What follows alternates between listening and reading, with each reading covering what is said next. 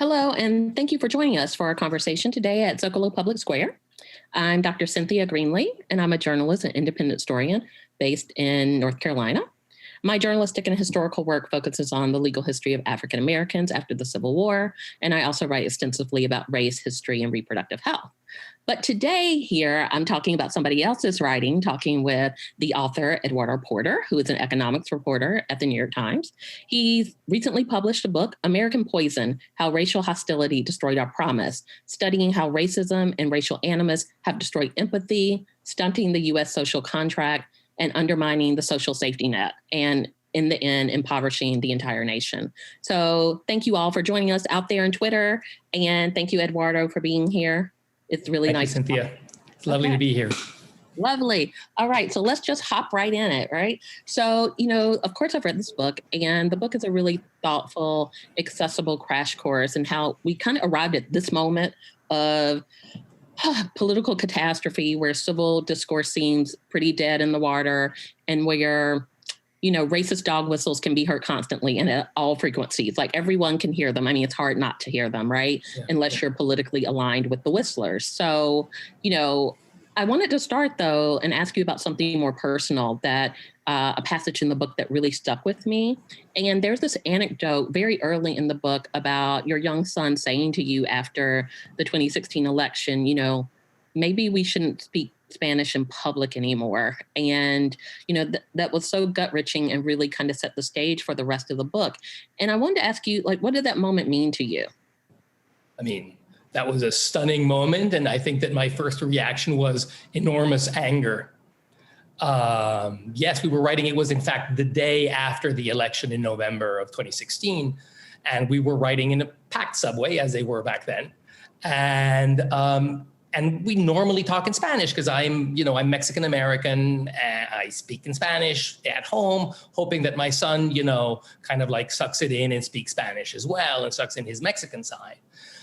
And while we were speaking in Spanish, well, evidently he was very aware of the new situation in our politics because suddenly you could see fear in his eyes, suddenly feel, well, maybe it's dangerous for us to express our Mexican side in public amongst the non-Mexican Americans, as it were. And I think that was clearly a product of the president's rhetoric through that campaign. And, the president campaigned really, really intensely on this notion of us versus them, on this tribal notion that, white working class Americans are under threat by others. Mm-hmm. And a very prominent group of others happened to be Mexicans. So it was actually quite rational. Right. Mexican rapists, right? According to Exactly. So how old was your son at that point? My son was 12 that year. And, so he was aware, of what was going on. He has journalist parents who've been writing about this stuff. So it was pretty much present in conversations at home about how the American political kind of like system dynamic had turned so sharply, into this pretty much stream of racially tinged invective in which the group with which he identified was one of the targets. Mm-hmm. So the other moment that I really kept thinking about in the book, and there's so much there, is this really interesting paradox that surfaces throughout the book, because you cite a number of studies that seem to suggest that racial diversity isn't maybe all it's cracked up to be, or that Americans' responses to it aren't, right? So like there's a study that says that racial diversity reduces Americans' participation in groups like civic groups, political groups, sports teams. There's another that says local government spending goes down in more multicultural municipalities. And that seems a little, at first when I read that, I had to go back and read it again because I thought, there's this idea that diversity makes us better, more social. And so what do you make of that? Yeah, it is a really very good question. This is a tension that I think about a lot. But yes, there's a lot of economic research that finds, and research from sociologists as well and political scientists, that finds that what they call ethnic divisions, say lines of race and also of ethnicity and of religion, that can group people into different groups, kind of sparks a sort of tribal feeling that makes it very difficult to build what economists call public goods. Public goods is, clean streets and secure streets and good infrastructure and good public education, the kind of things that we fund for everybody. In diverse communities, these things are less likely to be built. And you can see it from education. There are studies finding that in communities where the population of young parents is of a different ethnic group than the population of older folks, the older folk will be less willing to contribute in taxes to the public education system. There's another study that finds that families, white American families would take their kids out of the public school system when young immigrant Latino families arrived in California.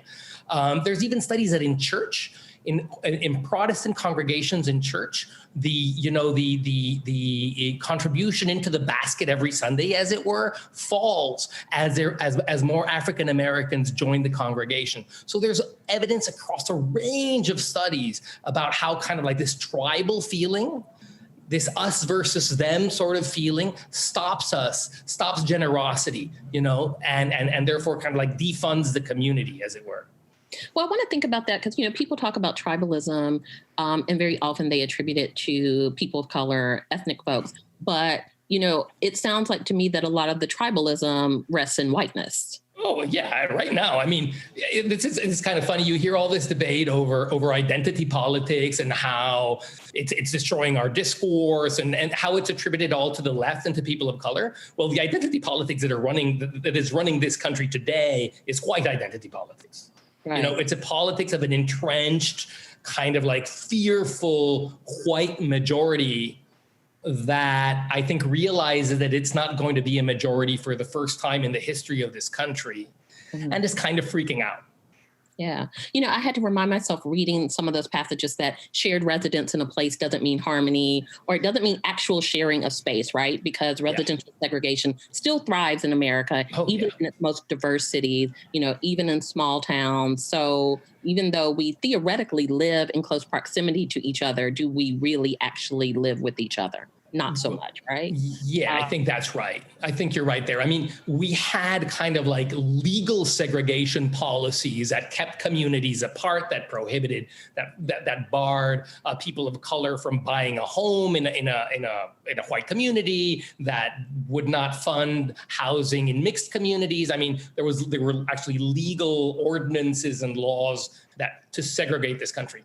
Those laws have kind of like pretty much been overcome. We had the Fair Housing Act, but we have now, what's going on now is we have enormous income segregation by income, which we could also call gentrification, right? Which I understand that you've done some work on.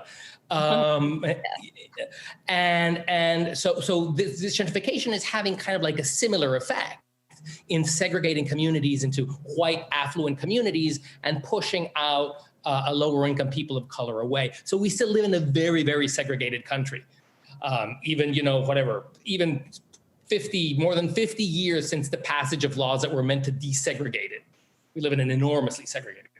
Right. And even in places that didn't have the whole legal framework of segregation laws, like we did very much in the South, segregation still was possible. And it's so hard to separate income out from race in America, right? When we think especially about spatial politics and all of those things. So, I was thinking about this too. So much of your book is historical and gives us the framework to think about right now, the catastrophe of the now. And so as a historian, I often hear a lot of popular references right now to Reconstruction, the period right after the Civil War, when the nation is really hashing out African-American citizenship and who this country will be. We also hear a lot about the New Deal, even though now kind of in reference to the Green New Deal, right? So, but I often realize that these references rest on the metaphorical, and Americans talk about history, kind of the myths of history, but not so much the facts of history very often. And so I'm wondering how the New Deal, which is something you talk about extensively in this book, showed us both the promise of the nation and a nation that could take care of its people, but also how did it default on that promise, particularly for Black and Brown Americans, and also certain types of laborers. Yeah.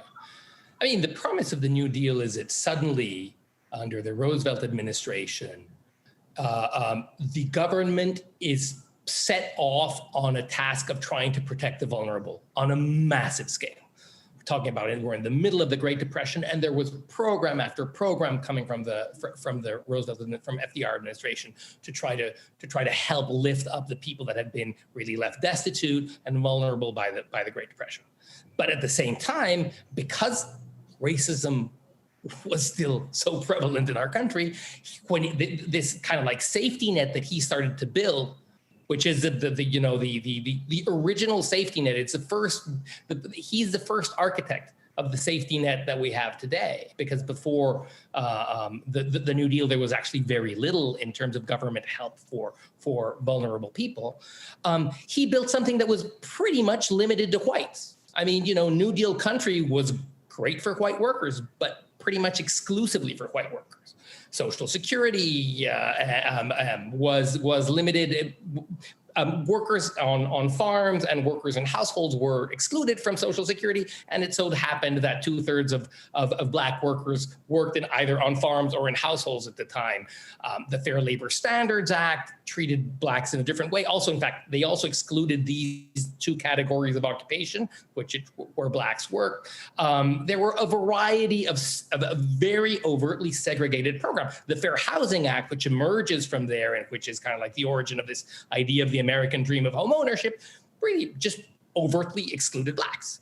It would not support mortgages for Black people or for mixed neighborhoods, or so basically that kind of like prevented African American communities from entering into the dream of home ownership. So there's policy after policy that were just basically limited to whites. Now, why did he do this?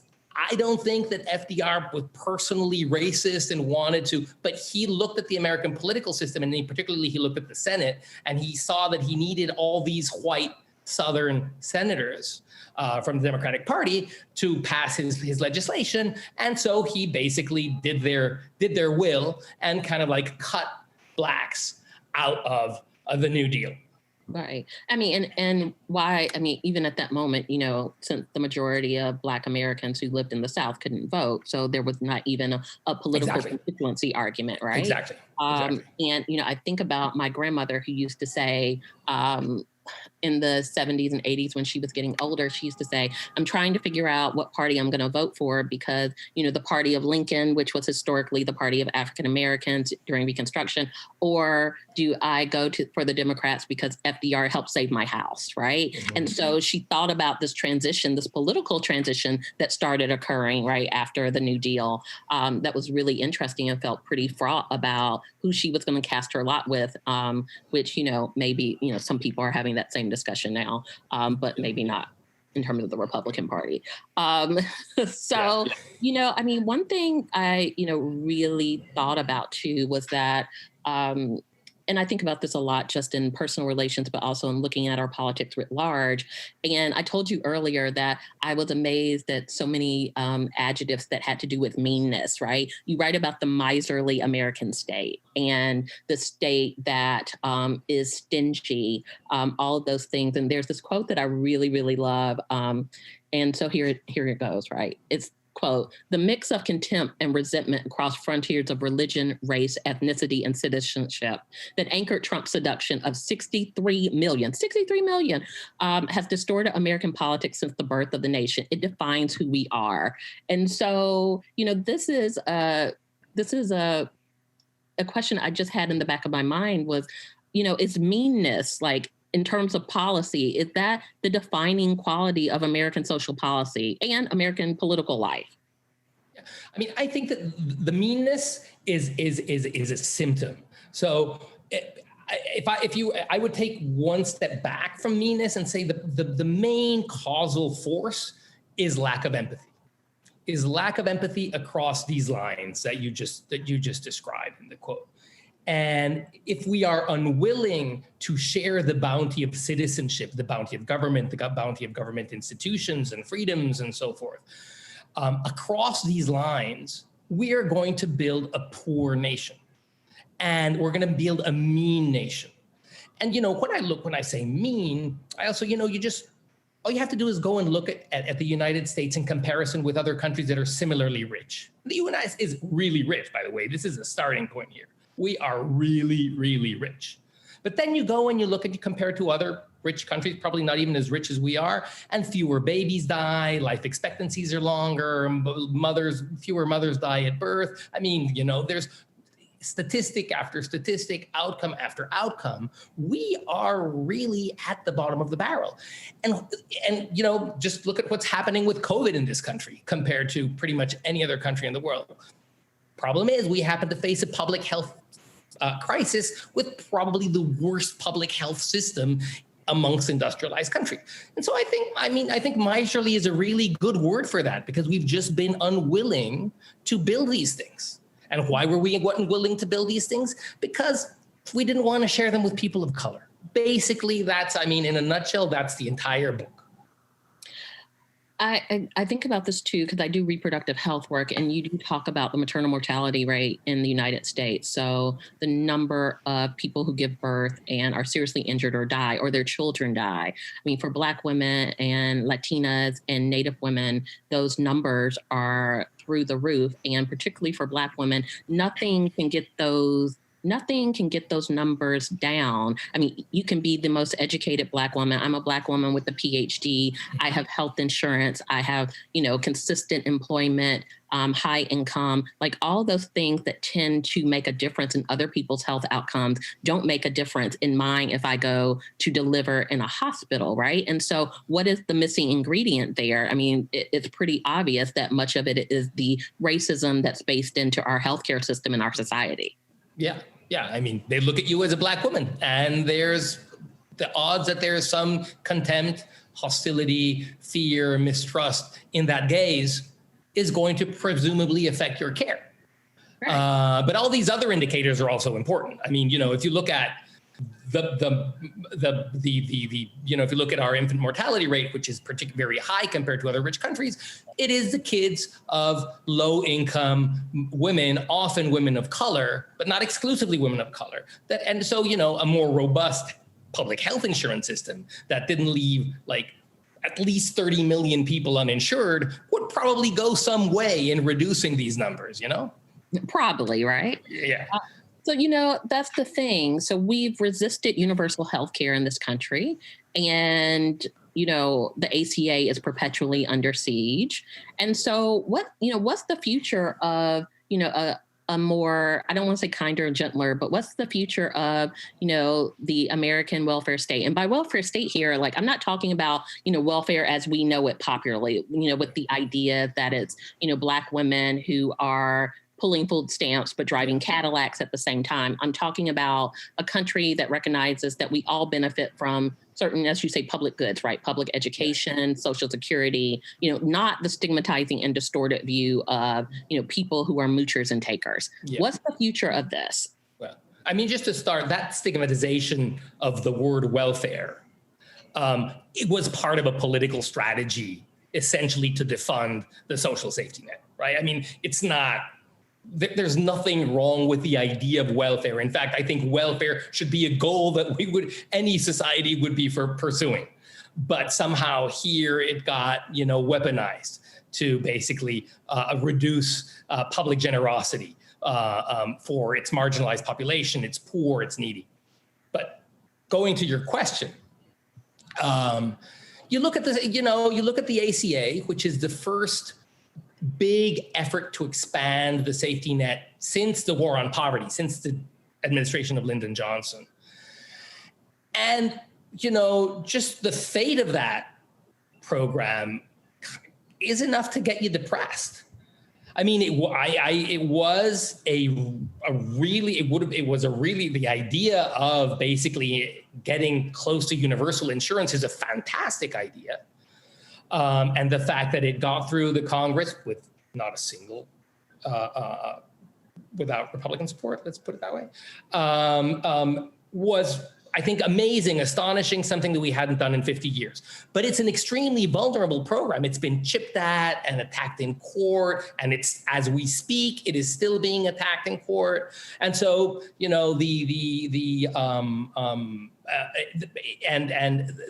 odds that it will survive in any form like President Obama originally conceived are in fact very low.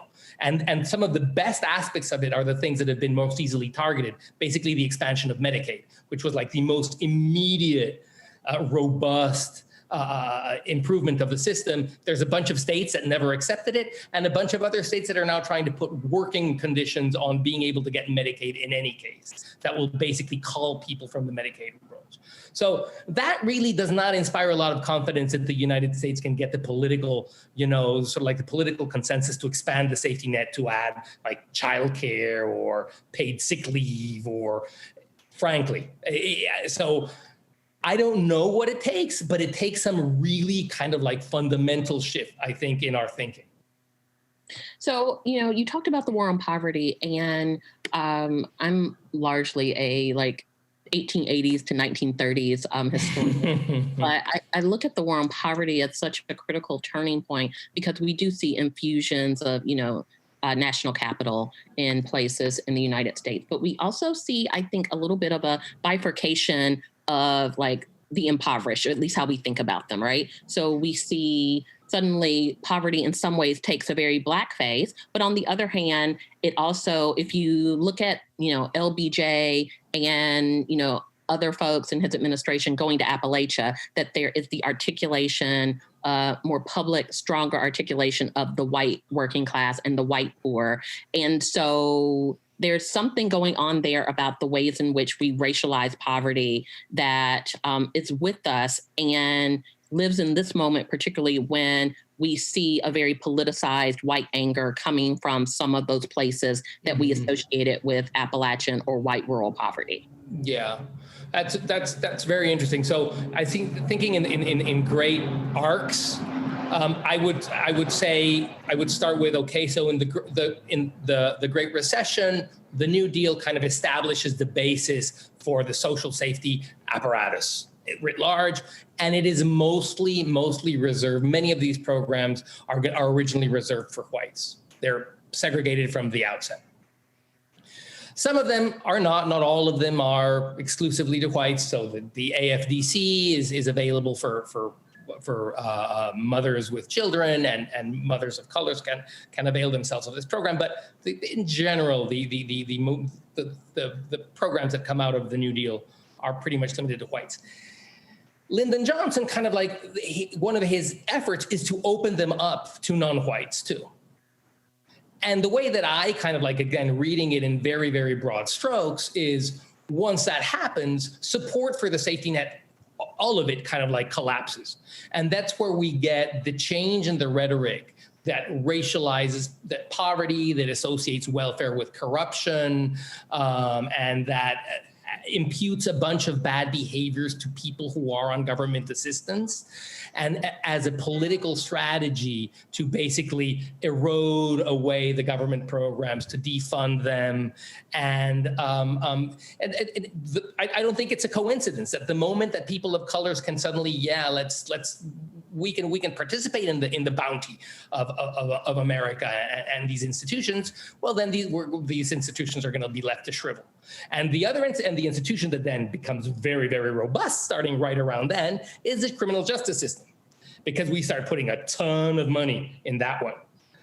So even as, the rhetoric about welfare starts revolving around welfare queens who are corrupt and undeserving, about single moms who are just, taking the check from the government and hence not getting a job, all that stuff is happening at the same time that as there's this this parallel discourse about our streets being under siege, again, by people of color mostly.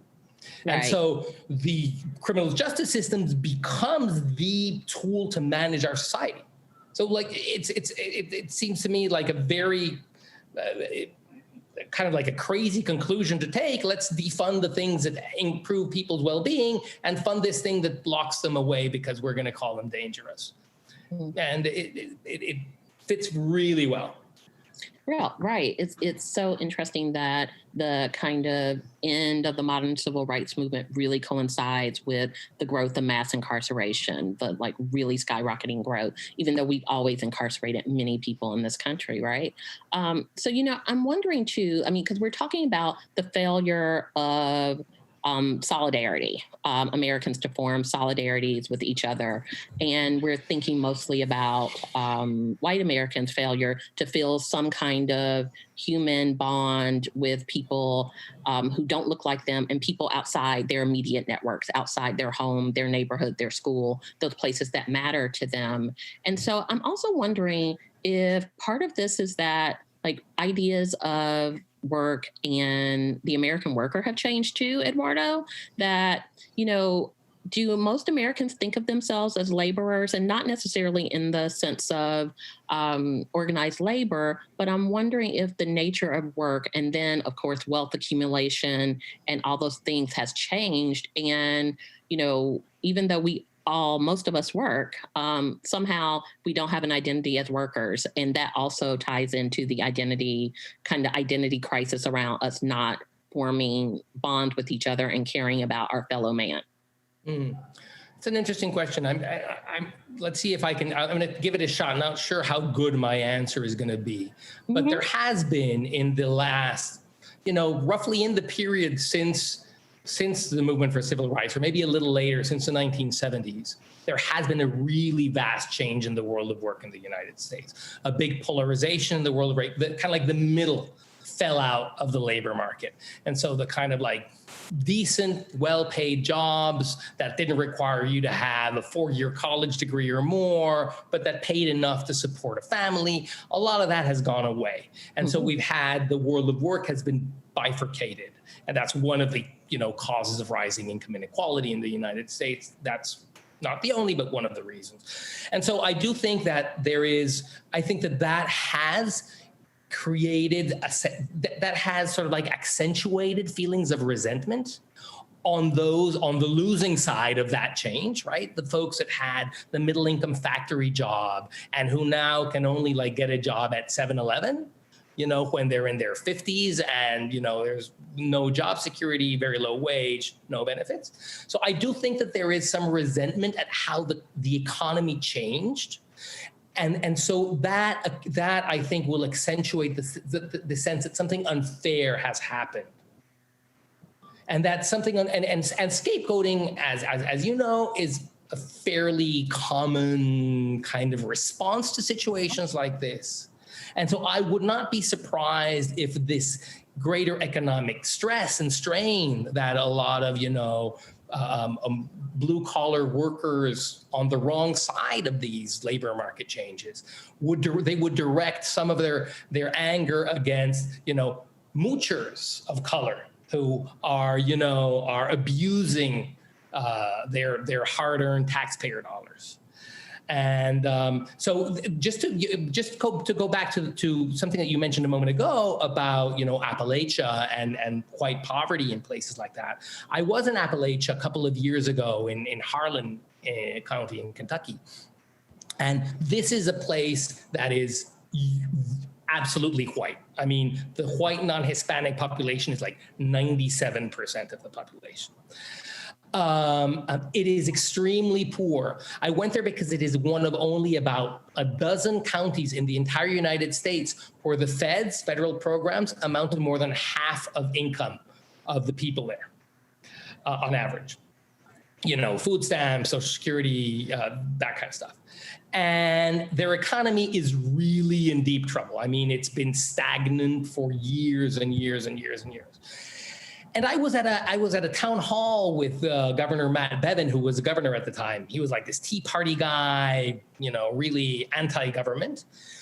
And what amazed me was you're there and suddenly there's these rounds of applause, this standing ovation when he goes up and starts talking about how we should attach more work requirements to the safety net because so that it's not abused. And I was thinking, well, guys, you're the people that are actually consuming these services. You need this stuff. So what's going on? And underlying this, there is a sense that there's some other out there that's really abusing this. So even though I really need it, what's front of mind for me is this thought that there's of the other that's taking, and it's amazingly powerful because this county, as in much of Kentucky, has consistently voted for politicians who have taken their axe to the safety net. Yeah, I mean, so there's this perpetual tension, right? With who is, we all are benefiting from the social safety net in some way, right? When you get certain tax credits, all of those things, right? But we typically have a very inaccurate view of who's benefiting the most. And, it's interesting when we think about how people see their interests, right? And so, I'm wondering about, we know that Trump voters tended to be from very homogenous places, right? And sometimes very rural places. And so how do we, if rural and people who live in places where almost everyone's like them have ushered in part of this, this political regime, how do we engage rural folks and those folks in thinking about a way forward, a different way forward? Yeah. I know that's a hard question. Yeah, no, and I worry about rural America. I wrote a big piece about a year ago in which, just looking through the stats, I found very little basis for hope. It's part of the country that's that is lagging in economic opportunity, is getting old, is losing people. Depends on the definition of what rural is, but by a standard look at the census data, it's about 50 million people that are, stuck in these really impoverished places where kind of like the last business standing is the hospital that's kept standing because it gets Medicaid and Medicare money from the feds, and so employs some people. But these places are becoming redder and redder, more and more Republican as they become, more and more dissatisfied with their opportunities. And as you said, they are very homogeneous. Now, for me, that's something that we should really, really worry about. That, because in this whole story of political polarization that we've all heard about, this is another margin of polarization that could actually really poison our politics for a very long time. I'm thinking, we have a blue urban America and a solid red small town and rural urban America that cannot tolerate each other's views seems to be not a fabulous outcome. Right. Now, how do you deal with that? As we were talking earlier, you were mentioning that there is migration out from cities into smaller cities. And I'm not sure, maybe also even into small town America. Mm-hmm. And that might be an interesting mechanism to look at, because in fact, as cities have become so expensive and as opportunities in cities have actually begun to disappear for, people that are not like super well educated and get the Facebook salaries, a lot of folks are deciding to leave these big places like the New Yorks and the Silicon Valleys and the Seattles. We were talking about the prospects for rural America. And, I think as somebody who has roots in rural America and I live, outside, the coastal metropoles, right? That I don't want to think that rural America is, the problem. I think that rural America is actually a place of great promise, right? And if we look at migration, I don't want to also suggest that it's just changing because people are coming in, but, rural America is changing. If I look at North Carolina, where I live, between the 1990 and 2000 census, our Latinx population went up 396%, which is an amazing kind of seismic shift in many ways, whether we're talking about the workforce discourse, or we're talking about culture, or we're talking about, let's say, Black and Brown solidarity. There's a lot going on that, kind of points sometimes in a different direction about the polarization of America. Because I think about, for instance, Black activists who I know in the South who have been very active in pushing back against ICE and deportations, right?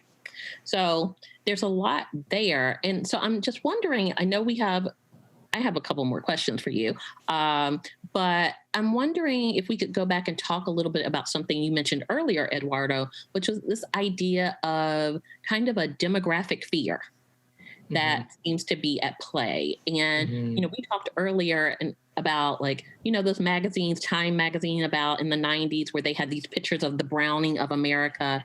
And, there was some feeling about that, and that probably stoked some xenophobia that we are seeing just come into being in new, more vocal ways. Not to suggest that xenophobia has not been a part of American life, but I'm wondering if you could talk about this continuing latent and sometimes very public fear of, an America that looks very Latinx, that looks very Black, that looks very Asian American, and looks decreasingly less white.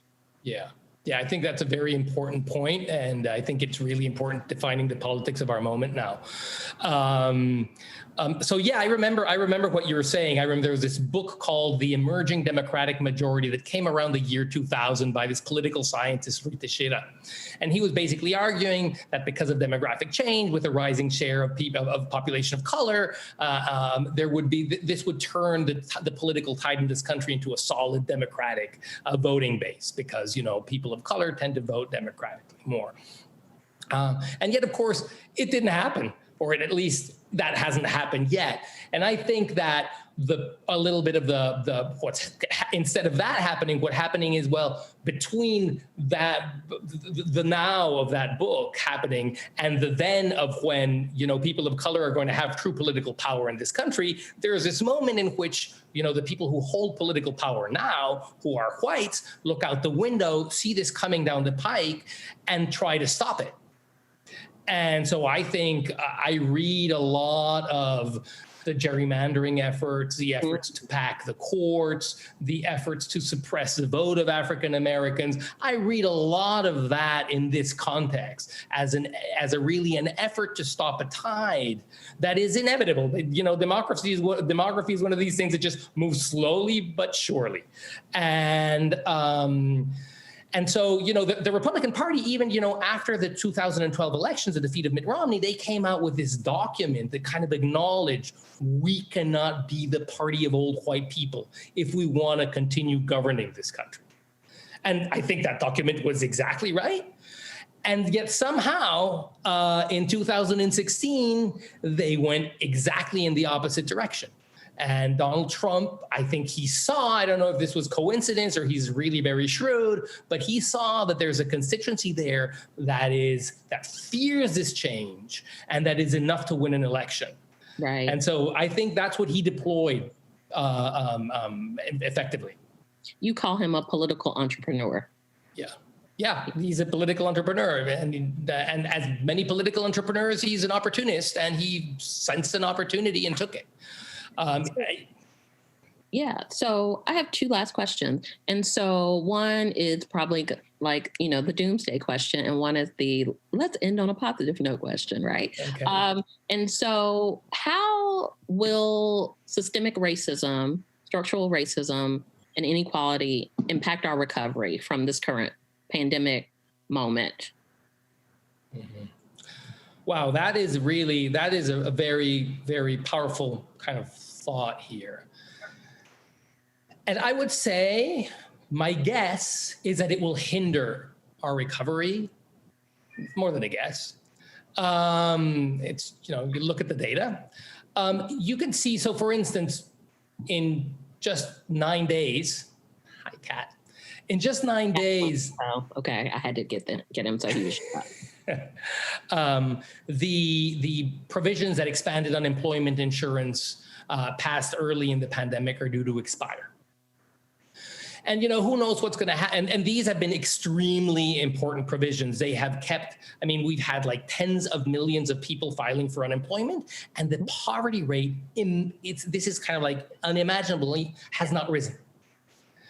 But those provisions are about to expire. And I do wonder, anything can happen in Washington when things get down to the wire, but I do fear that they will not be renewed. And if they are not renewed, I would expect to see an immense spike in poverty, deprivation, destitution, some really horrible things happening. And, you hear the arguments out of DC that, well, no, it's enough is enough. We've done what we needed. Our economies we want to reopen our economies. And so the debate now is about giving tax breaks on payroll taxes to businesses. And so, and I see that's firmly embedded in the same kind of policymaking that we've been talking about that took place like since the Nixon administration, at least, where, helping the vulnerable is considered like a second order problem. And so I could see that this same sort of ideology getting in the way of really responding properly to this pandemic. You can already see it in the way that our systems were already in place. We happen to be the only rich country that didn't have statutory paid leave, or statutory sick leave, or statutory childcare payments, things that would have helped people that suddenly were in a pickle because their kids' school has closed and they had to work and so on. These things are pretty much the norm in many places. We just haven't built them. And we were the only rich country that happened to go into this thing with 27 million people without health insurance, which is, again, I would consider that insane. But so I do believe that the sort of like the institutional failures that are produced by this racial hostility are really, really getting in the way of us dealing with this pandemic and getting our society and our economy back on its feet. So all that being said, like the crush of history and policy that has helped some and excluded others, what gives you hope in this moment? Yeah, I know that's a big wrap-up question. It's a big one, yeah. Well, so here's a little anecdote. When I was in the process of writing this book, I had lunch with my publisher one day, and he said, "You know what? These books sell a lot better if you offer hope at the end. So you want to make sure to put something in there that gives people a reason to look forward, that, gives them a sense of opportunity, hope." And so I sat down there, writing that last chapter, and I really tried, I really tried. And then when I delivered the book, the guy read it and he said, "Okay, you tried, but no." And that's, I think part of what's happening is that I'm writing it in a very fraught political moment, and I'm choosing my words very carefully here. But this political moment really doesn't justify enormous optimism. But given that you're asking me for causes for hope, for reasons that might support a more optimistic take, and I would go back to this notion of changing demography. I do think that when this is a country where more people are of all sorts of things, where there's not this like group that defines itself as the mainstream and defines everybody else as not the mainstream, becomes not the majority of the population, that will help us build a notion of an American that includes really everybody, that includes all of us, without having to, caveat it and that. So I do think that, and I also think, I note your comment on rural America, but I do think that this is going to be mostly an urban phenomenon, because I do think that in urban America is where young people, white and of color, Latinos and Blacks, are going to actually meet each other more and live together, hopefully go to school together. And I think that these kind of like small scale efforts of integration are our best opportunity to build a more inclusive sense of who we are as a country. I don't really have a lot of trust in the feds, in federal policy. It's the cities in which we live. And so if what policies I think are important, I think like housing policy is critically important.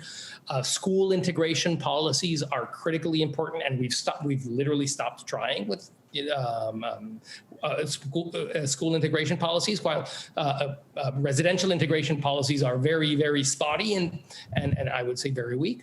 But I think that those are two possible avenues for policy interventions, and to kind of like take advantage of when people live together, you see the person, you don't see the person as a representation of a class. I think. So this is the tension that you referred to at the very beginning of our conversation. How is it that in these diverse polities, people are stingier, people are less willing to put into the public pot? Whereas I think that's true. I do really kind of think that the only out from that is creating a really mixed pot. A really mixed pot where the experiences where we can see the experiences of others and consider them consider them kind of like part of our own normality somehow. Wow. I mean, it's a little kumbaya, I'm sorry, but at the end, I mean, a little kumbaya sometimes is not out of place, and I think maybe we need it sometimes. But thank you so much. I think we're going to have to close here today. Thank you, Eduardo. Thank all of you for listening.